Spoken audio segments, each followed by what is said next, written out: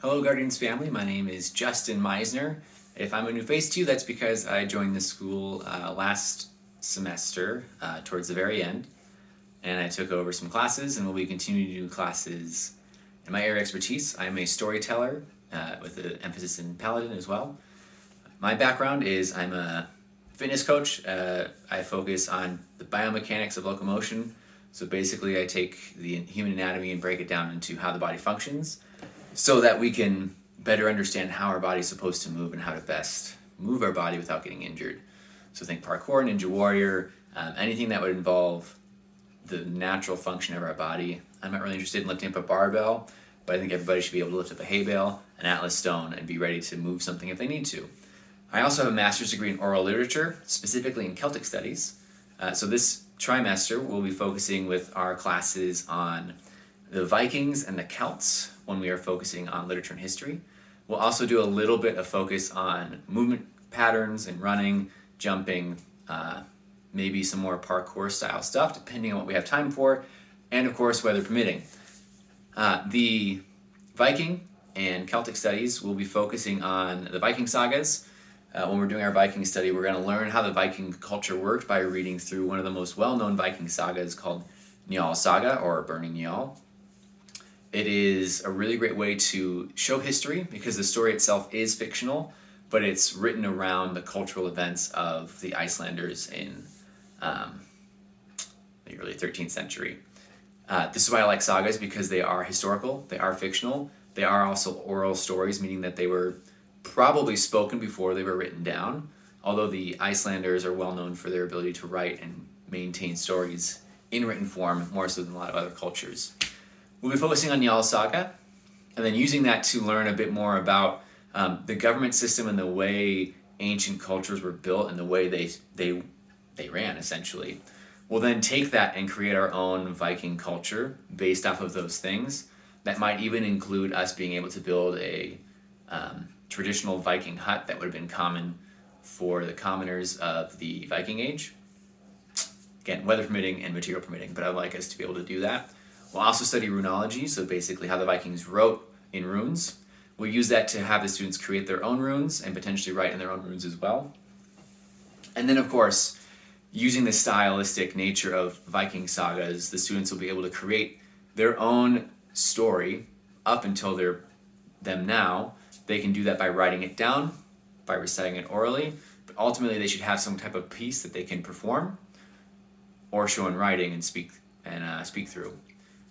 When we study the Celts, we'll be focusing on the oldest Arthurian tales, known as the Four Branches of the Mabinogi. These are Welsh tales, and this is Arthur before he was romanticized in the medieval era. So he's not necessarily going to be a regal king, but we want to emphasize the Celtic culture before the romance came in and made Arthur this very regal and exciting person. We'll use that to talk a bit more about the medieval Arthur as well, but we'll start with the Celtic Arthur, build our way through it, and then of course we'll build our own Arthurian court, and we'll have an opportunity for the students to sort of have more free reign in how they're going to do that.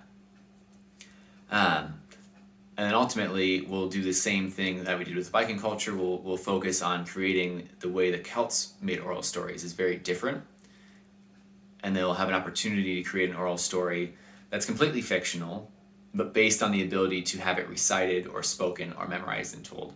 All the students don't have to write in the same way. I think the way that we should be able to write, obviously, is the way that we think and the way that we speak. And I want students to write well. So everything will have to be written at some point, but how they want to present it is different. I want to encourage students to speak. I think the way we can learn to talk and dictate and to conjugate sentences on the fly and in advance by writing them down is a great way to make students confident in what they think and how they feel, and to be able to translate those thoughts in a way that's interesting to listen to.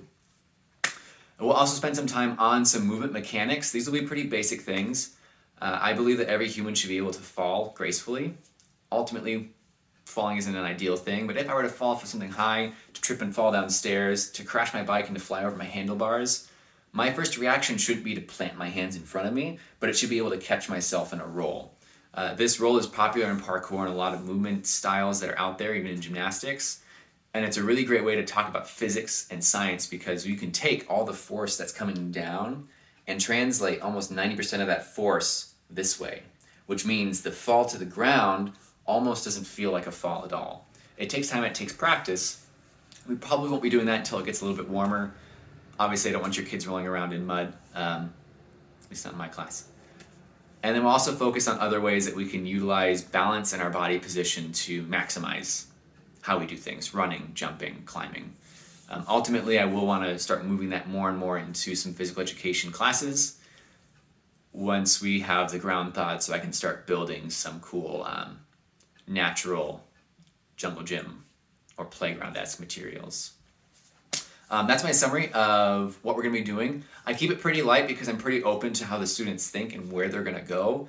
So I have a general path that we're going to follow, but I'm ready for it to branch out in a lot of different ways just because students engage and do different things. Some kids are going to really grasp onto something really focused in the Viking age. Other students may find them more violent than the Celts.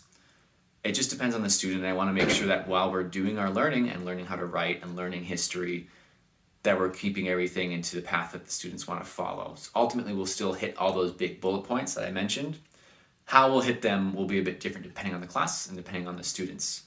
I look forward to meeting more students. I've only met 7th and 8th grade so far, and some 5th and 6th, and the elders. And I know this trimester I'm working with a lot of 3rd and 4th graders. So I'm looking forward to getting to know some of the younger kids and starting them on their journey in the Viking age.